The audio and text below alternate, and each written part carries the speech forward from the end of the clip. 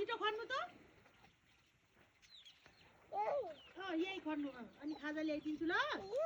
खाजा के खाने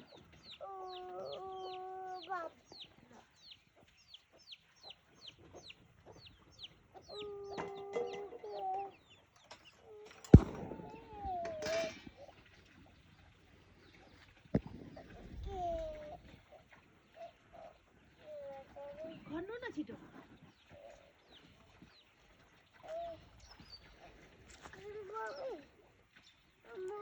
हजुर म किन आउनु त्यहाँ खन्दै गर्नु म खाजा बनाएर ल्याइदिन्छु के खाने छिटो ल